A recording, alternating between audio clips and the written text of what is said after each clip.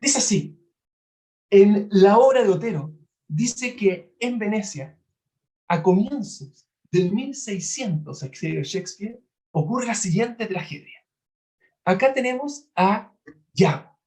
Yago es un soldado de alto rango, como pueden verlo aquí, y esta persona está amargamente resentida con Otelo, que era un ejército de, eh, de Venecia.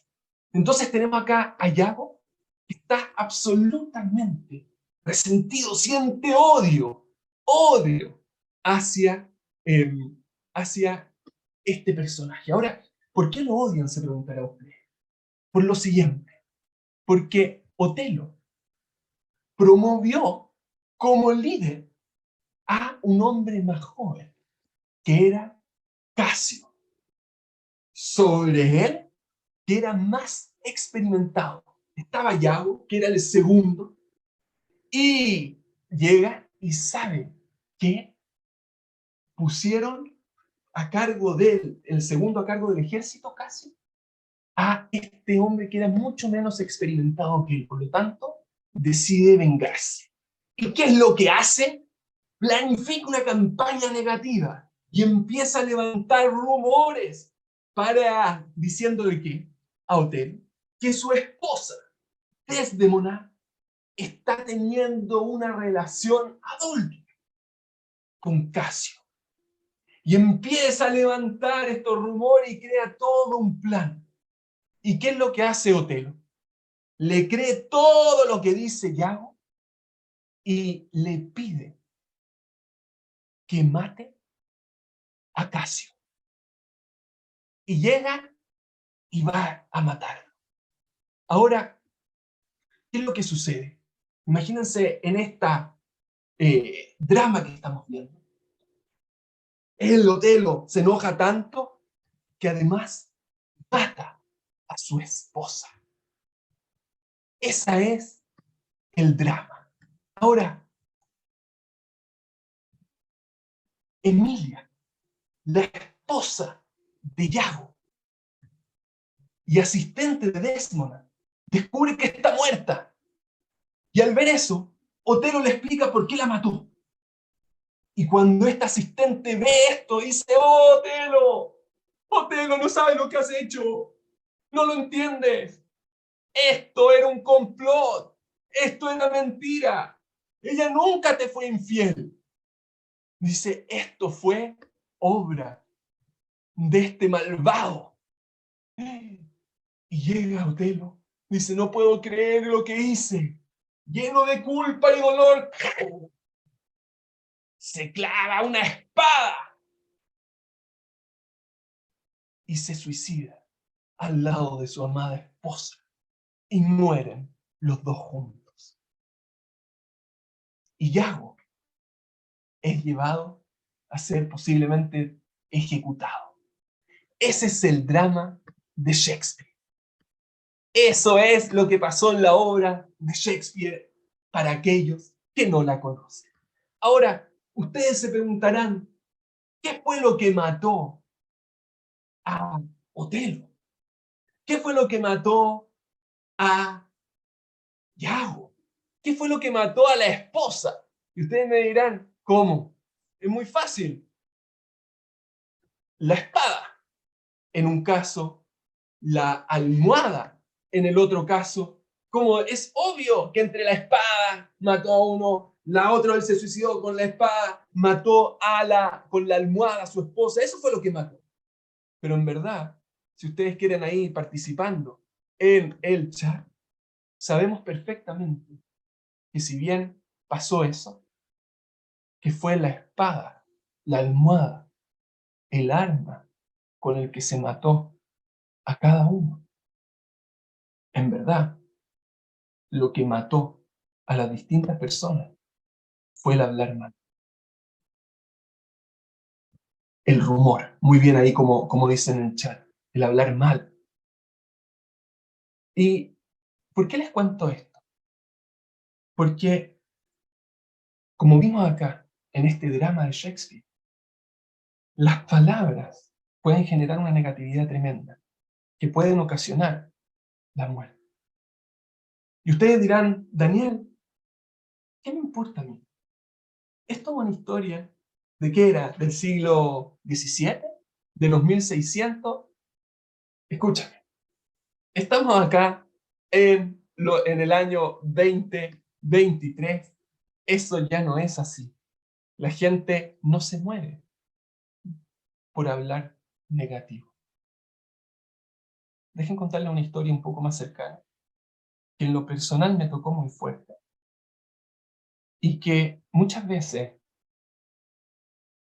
el enfrentarnos con este tipo de situaciones que genera tanta negatividad de muerte, nos permite también inclusive ver aspectos positivos, porque nos puede decir cómo podemos vivir mejor nuestra vida. La historia es así, seguramente ustedes han escuchado hablar de ella.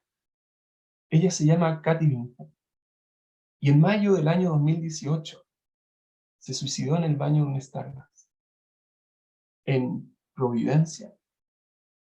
Y esto fue después de haber sido blanco, de haber sido quien recibió una serie de mensajes agresivos en un grupo de Facebook de alumnos del colegio. El, el grupo de Facebook que manejaban los alumnos de su colegio tenía un nombre secreto. Era un perfil de confesiones. Eh, Se llamaba Millar Forzo. Y lo hicieron así, el perfil de confesiones, para que nadie pudiera darse cuenta, lo pudieran detectar. La foto de perfil de este grupo de confesiones era un logo del colegio, manejado por los alumnos de cuarto medio, y que posteaban mensajes todo el tiempo de tipo sexual que ocurrían durante las fiestas del fin de semana, y que se jactaban, se reían ellos de conquistas que habían hecho. Y la tarde del sábado 19 de mayo, Katy Winter estaba muy entusiasmada. Llevaba 2 semanas esperando esa noche, ya que iba a haber un cumpleaños de 2 alumnos en una discoteca. Y aparece en distintos reportajes esto.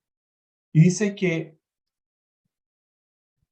ella tomó un vodka, se puso a bailar con un alumno con el que meses antes habían salido atrás durante un tiempo, pero que habían terminado por chisme, por distintas cosas que decían, rumores. Y hay varias versiones de esto. Dicen que con este alumno se dieron un beso en la mitad de la pista de baile, y que Katy no tenía idea que él estaba saliendo, que él estaba saliendo con otra alumna del colegio. Pero lo que todos dicen ahí en un reportaje que aparece en The Clinic que pasó fue que la hermana de este alumno, de esta alumna que estaba saliendo con el que Katy ahora estaba, les pegó una cachetada a ambos en el medio de la pista. Y a partir de ese momento empezaron a crecer rumores que persiguieron a Katy durante los últimos 4 días de su vida. Empezaron a partir todos estos rumores y las confesiones al comienzo comenzaron tranquilas, pero con el paso del tiempo cada vez se fueron volviendo más agresivos. Hay un reportaje que dice, recuerdo, que la Katy se pasa para mentirosa, diciendo cosas que no son. Yo trato todo el tiempo de mantener mi lenguaje positivo, pero voy a hablar palabras para que entiendan el impacto que tiene. Dice, es una puta. Y otra alumna dice, era común que trataran a alumnas de puta, y pucha, me da lata, porque yo fui parte. ¿Por qué ella dice que fue parte? Porque lo vi y nunca lo reporté. Y escuchen esto, la gente escribe confesiones y otros las pueden likear. Hay gente que al ver esto le pone me gusta. Al escuchar que no había llegado al colegio, el esposo de la mamá de Katy fue a su pieza, a la pieza de Katy, y encontró la pantalla de su computadora abierta con una carta que decía, léanla cuando esté muerta. Y ahí decía, tengo que hacer esto porque me aburrí de ser siempre la culpable por cosas que no he hecho. ¿Qué pasó? Vean la página Millar Force. Entonces cuenta el papá, el esposo de la mamá de Katy, vi que dejó abierta en su computador esta página de Facebook y cuenta esto. Era una página que tenía confesiones anónimas. Me acuerdo de tres. Una que decía que la Katy y el otro niño eran no tal por cual. Otra que decía que la Katy ahora iba a componer una canción para no mostrarse víctima. Y otra que decía, la Katy es una perra. Esas fueron las que vi. Y también tenían likes. Esta es la historia. Y la pregunta, nuevamente, y lo pongo ahí para que puedan responder, participar en el chat, si quieren, es, ¿qué fue lo que mató a quién? ¿Fueron las palabras? ¿Fueron los rumores? ¿Cómo, Daniel, si las palabras no matan? ¿Qué fue? ¿Qué fue lo que mató a Katy? Dejen ahí ver qué piensan. Las palabras sí matan, los chismes, el rumor, la mentira, la desinformación. La palabra ponen, oh, miren qué interesa. Yo llevo muchos años estudiando esto. Y, y si bien es cierto, al igual como en el caso de Shakespeare, que uno puede pensar que fueron las palabras lo que mató a Katy y que lamentablemente afecta a tantos jóvenes. Mi impresión es que las malas palabras son solo lo que vemos arriba, pero en el fondo, lo que ocasionaron esas palabras, al igual que en la historia de Shakespeare, no fueron, no fueron la causa real. Lo que yo creo que hay detrás de las palabras es la autoestima, es la envidia. ¿A qué me estoy refiriendo? Si ustedes van a la historia de Shakespeare, ¿qué fue lo que promovió toda la historia de destrucción? ¿Qué te importa? ¿Qué te importa? ¿Qué te importa? ¿Qué importa que hayan promovido a otro como general? Si tú sigues siendo el mismo, ¿qué importa que haya un niño con una niña? ¿Por qué me afecta eso a mí? Pasa todo el tiempo, en el trabajo, en la familia, que a uno le va mejor y empieza el orgullo. ¿Qué te importa? Que yo pensé que yo tenía que ser el próximo jefe. Y promovieron a otro y empieza la habladuría. ¿Me estás hablando en serio? Si tu vida va a seguir siendo la misma, no se va a alterar ni un minuto, no va a cambiar nada. ¿Qué te importa?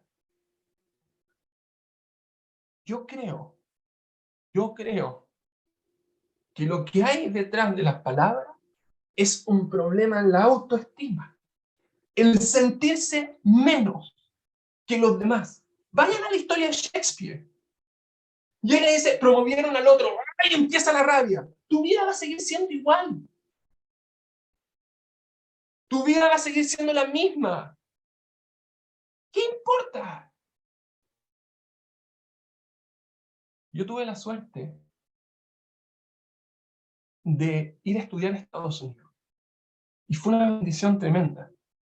Por todo lo que conocí, lo que estuve, y estudiaba con un profesor. Escuchen esta historia que increíble. Y este profesor era impresionante y yo iba a su casa. Y este profesor tenía 2 hijos. Uno tenía 12 y el otro 14. Y llega, y me acuerdo un día que estábamos investigando en su living, y estos niños estaban jugando en el patio, jugaban béisbol. Ahí que uno pichea y el otro no, ¿verdad?, batea. La cosa es que el menor, el de 12 años, era más alto que el mayor de 14. Entonces, ¿qué fue lo que hizo el de 14? Como para que estén como a la misma altura, le dijo el mayor, que era más bajo, al menor de 12, que era más alto, le dijo, ponte ahí en el hoyo. Había como un hoyo, una zanja, y le dice, ponte en el hoyo para que estemos a la misma altura y sea más fácil. Me acuerdo perfecto. Y llega el papá de este profesor, golpea la mesa, y le dice, me acuerdo, Mark, no me acuerdo, Mark, le dice, ¿por qué tienes que bajar al otro? ¿Por qué tienes que bajar a tu hermano para que esté en el mismo nivel? Anda a buscarte un cajón, anda a buscarte algo y párate arriba. Nunca bajes al otro para verte el mismo tamaño. Es impresionante. Impresionante cómo me marcó eso. Escuchen, yo tengo, gracias a Dios, 5 hijos. La menor tiene ahora, cumplió 4 recién. Y cada vez que puede, me imagino que ustedes, papá, hay jóvenes y tienen hermanos chicos, sobrinos, cada vez que puede mi hija, se sube a una silla, a un sillón, y me dice, mira papá, soy más alto que tú, y se pone arriba. Y dice, mira papá, soy más alto que tú. Y yo me quedé pensando, dice, ¿por qué mi hija, por qué mi hija necesita cada vez que puede decirme esto? Les voy a explicar por qué. Porque ella mide, no sé, 1 metro, no sé.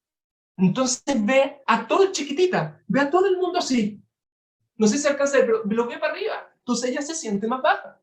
Entonces cada vez que puede, se para dentro de algo más alto y dice, mira, soy más alto que tú. El problema no es una niña de 3 años, de 4 años. El problema son los jóvenes que tienen 15, los adultos que tienen 25, 40, 60, que cada vez que puede, me dice, mira, yo tengo un cargo más alto que tú, mira, yo tengo un auto más nuevo que tú, mira, yo tengo esto, porque se sienten menos, sienten que están más abajo. Queridos jóvenes, es cierto que las palabras matan, pero las palabras matan porque la persona necesita sentirse mejor que el otro, porque en verdad se ve menos. Si yo tuviera, yo ahora voy a explicar el concepto de autoestima, a un nivel correcto, si yo me sintiera bien conmigo mismo, ¿qué me importa que al otro le vaya bien? ¿Qué me importa que sea mal? El ciberbullying, nosotros es verdad que lo vemos manifestado en palabras, y las palabras matan, pero no es la fuente.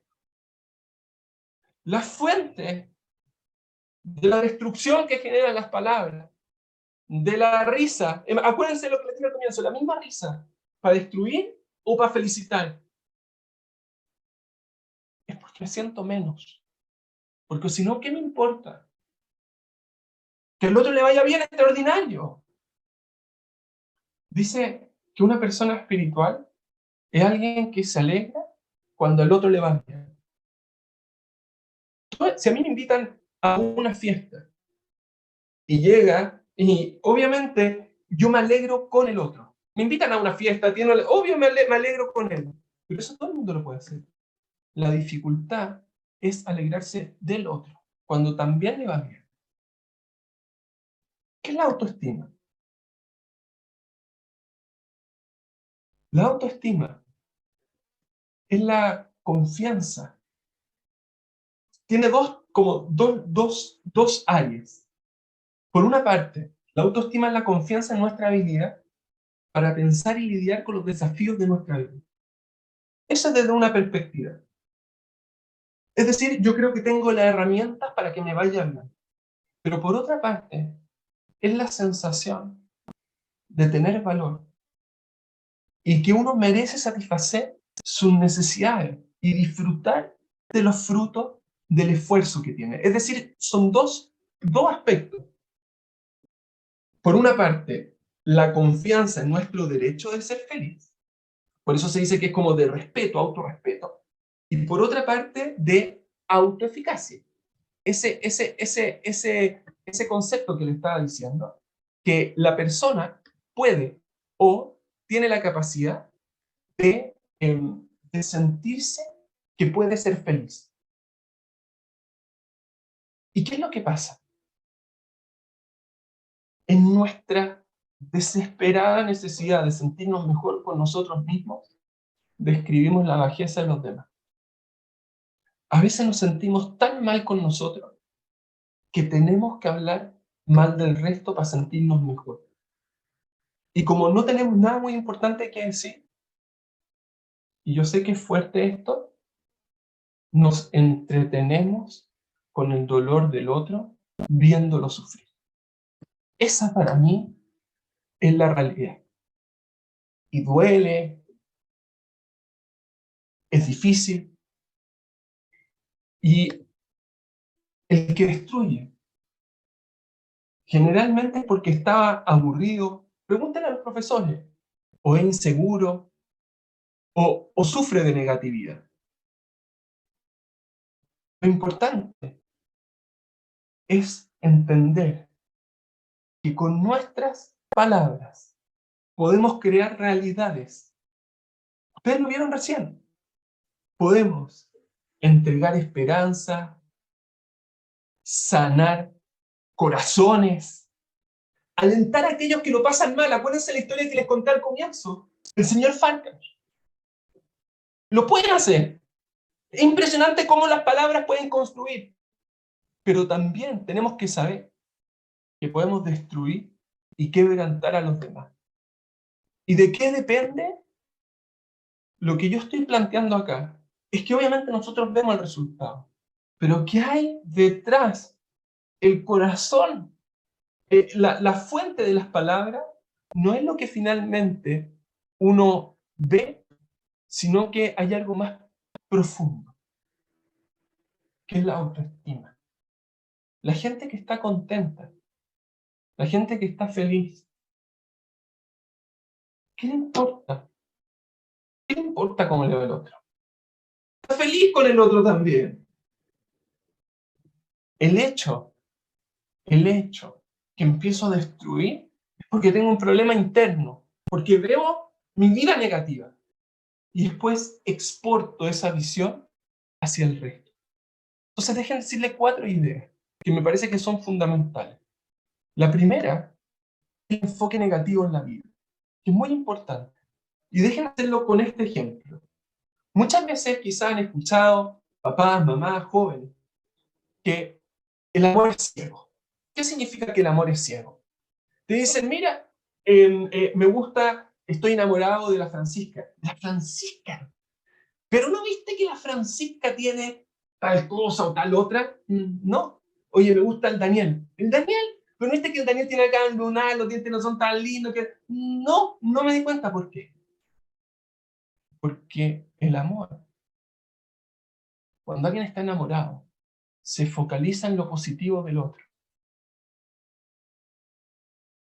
¿Y qué es lo que a mí me da pena? Me angustia que, que estos jóvenes, si ustedes ven las redes sociales, de aquellos que diseminan odio, es que no es contra alguien en particular. Ven el mundo negativo. Y les pregunto, jóvenes, papás, mamás, profes, ¿quién quiere estar con ese tipo de personas en la vida? ¿Quién quiere estar acompañado de esas personas? Oye, ¿por qué voy a estar? Lo que me da pena es que muchísimo, muchísimo. generar vínculos con los demás. Porque ven el mundo de forma negativa y nadie quiere estar con alguien que ve lo negativo de ella. La segunda, entonces, ¿qué es lo que nosotros acá tenemos? Como los haters, muy bien, de Twitter, exactamente. Y ven todo el tiempo, que es impresionante, pero entonces, primera idea que yo considero fundamental es que en base a que el amor es ciego, ¿por qué? Porque las personas enamoradas ven lo positivo, ¿no? Queridos, queridas, alguien, el drama de alguien que es un hater, el drama de alguien que se acostumbra a ver lo negativo es que va a estar solo en la vida. Ni siquiera es por la víctima, también por la víctima, pero va a estar solo. Esa persona, con el fondo y el dolor de mi corazón, necesita terapia. No por todo además del daño que hace al resto, que se va a quedar solo, sola. Nadie va a querer estar con él o con él. Y va a sufrir. Y es un círculo vicioso. La segunda idea que quiero hablar con usted es la importancia de verbalizar lo positivo de otro. Una cosa es no hablar mal del resto, pero miren qué interesante, qué importante es ver lo positivo en el otro. Esta señora se llama Lena Ruskin. Ella era una, hacía terapia, era, ¿cómo se llama? En inglés se dice speech therapist, se dice fonoaudióloga. Era una fonoaudióloga que investigó muchísimo, falleció en Inglaterra. ¿Y ella qué hacía?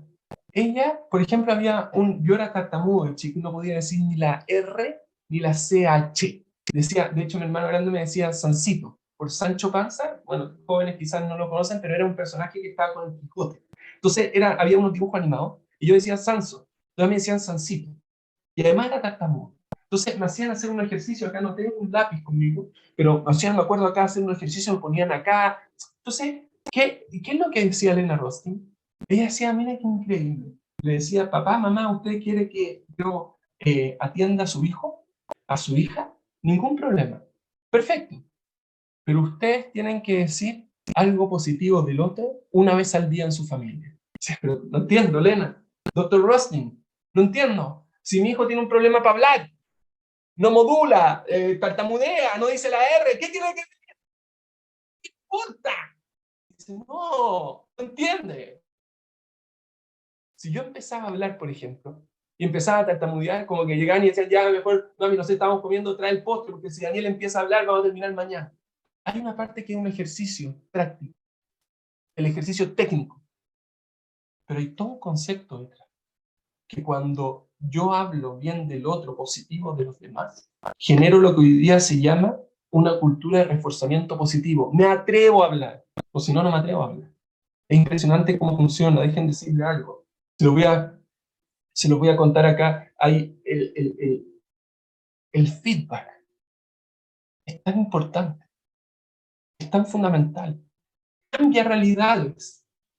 Yo me acuerdo que nosotros, cuando estábamos en la mitad de la pandemia, a los pocos meses, empezamos a hacer un ejercicio los viernes, en la noche, en la cena, en la comida del viernes.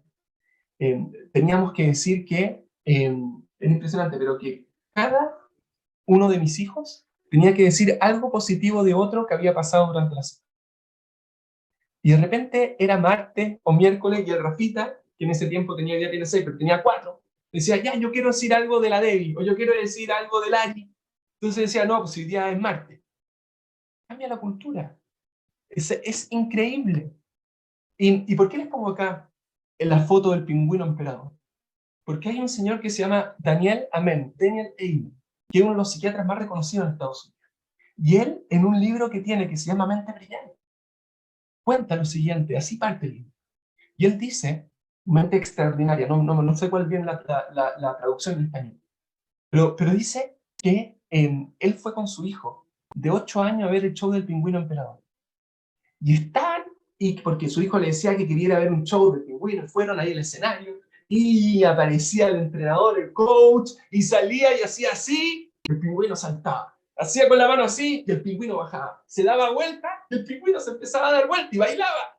Y llega este tipo, cuenta Daniel Amen, que, ay, mirá, así asombrado, wow, qué increíble, y de repente él empieza a dar rabia, y me dice, no entiendo, ¿cómo lo hace este entrenador para que el pingüino le haga caso? Él tiene un animal y le hace caso. Yo acá tengo un ser humano de 8 años y le digo algo y le dice no. Le vuelvo a decir no. ¿Cómo lo hace? Para que le hagan caso. Oh. Y se empieza como así a enrabiar y dice, le voy a ir a preguntar. Y termina el show. Y va donde el coach, el entrenador, le dice, coach, have a question for you. Tengo una pregunta para usted, le dice. Y le dice, sí. Y le dice, y ve que estaba con su hijo, le dice, ¿cómo lo hace para que el pingüino le haga caso? Y llega el entrenador, lo queda mirando y entendió perfecto. Y le dice, muy fácil. Mira, le dice, nosotros practicamos con el pingüino. Cuando el pingüino, si no me hace caso, yo me doy vuelta. Y cuando hace lo que tiene que hacer, le doy un abrazo y un pescadito. ¿Y por qué les cuento esto? Dice Daniel Eyre. Dice, es terrible lo que hoy día vivimos. Es terrible. Imagínense que hay 8 niños que van a la biblioteca. Durante media hora, todo en silencio, perfecto. ¡Guau! Pero son niños, 10 años. Después de media hora empieza uno, oye, pásame el lápiz, y acá, y empiezan. Y de repente llega la bibliotecaria, el bibliotecario da lo mismo, y dice, shh, esto es una biblioteca, shh. ¿Qué pasó? Durante los media hora, 35 minutos que se estaban portando perfecto. Nada. Pero cuando al tiro hicieron algo, ¡ay! Nos acostumbramos solamente a hablar al resto cuando hacen algo mal. Es terrible lo que pasa. Ahora usted mira, entonces me quedo callado. No hablar es una necesidad. Miren qué interesante este estudio. Se llama el estudio monstruo. Porque es terrible lo que pasó, queridos, queridas, papás, mamás, profesores del mundo de la educación. Escuchen este estudio. Antes de justo más o menos en la Guerra Mundial, un profesor que se llamaba Wendell Johnson, de la Universidad de Iowa, escogió a 22 niños huérfanos. Había niños que tartamudeaban y lo dividió en 2 grupos. ¿Y qué fue lo que hizo? Esto es terrible. A uno de los grupos con los que ellos estaban, les decía todo el tiempo, si tú no te portas bien, si tú no te vas acá, vas a terminar hablando así como él. Y a otro grupo que llegaba y de los...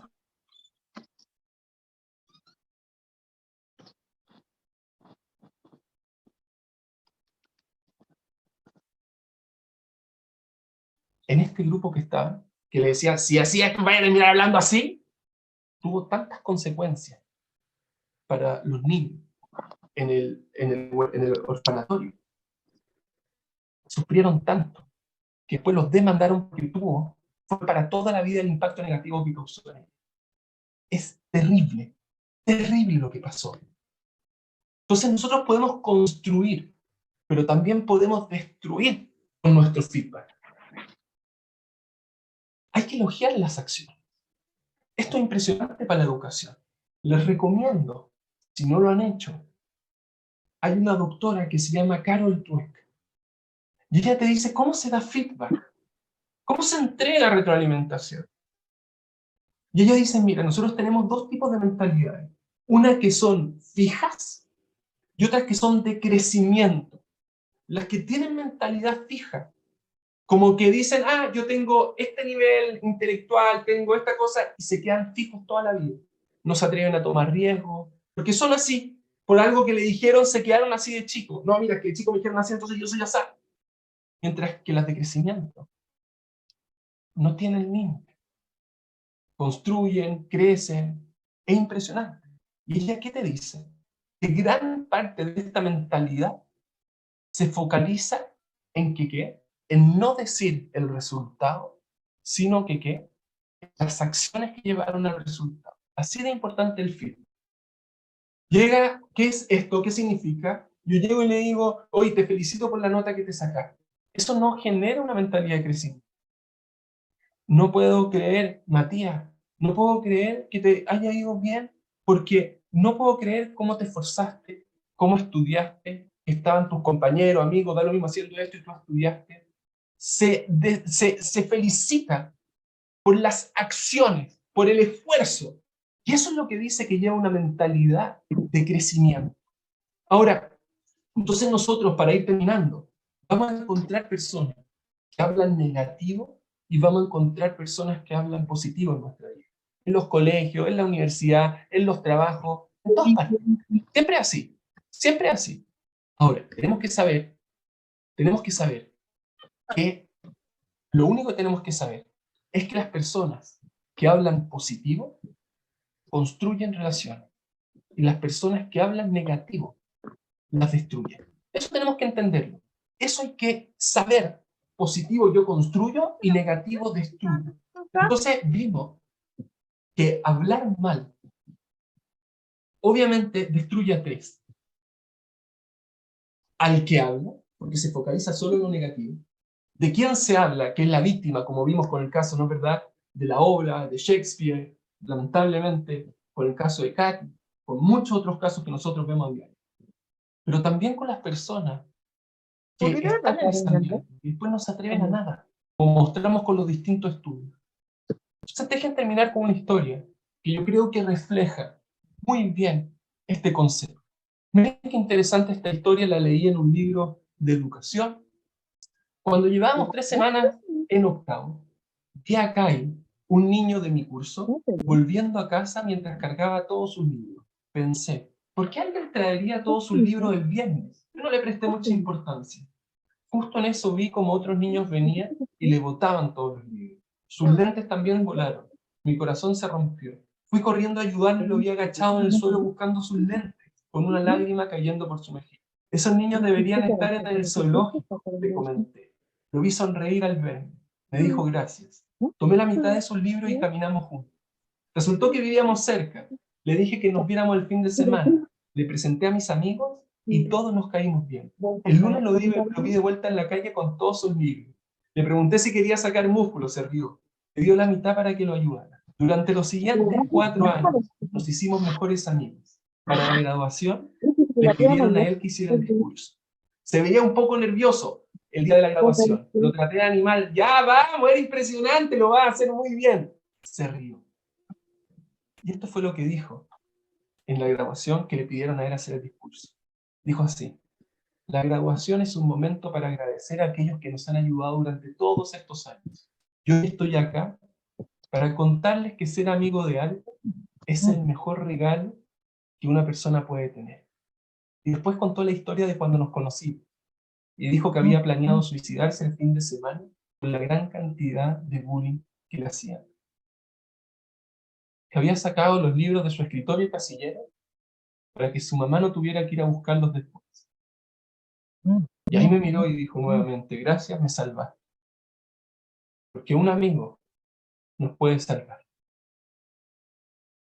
Queridos, queridas, ¿se quieren sentir importantes? ¿En serio? Hagan que el otro se sienta bien. Hagan que el otro se sienta importante. Maya Angelou, una escritora que respeto mucho, decía: he aprendido que la gente olvidará lo que dijiste, olvidará lo que hiciste, pero nunca olvidará cómo los hiciste sentir. Es tremendo, es tremendo. Cómo se construye o se destruye. Es impresionante.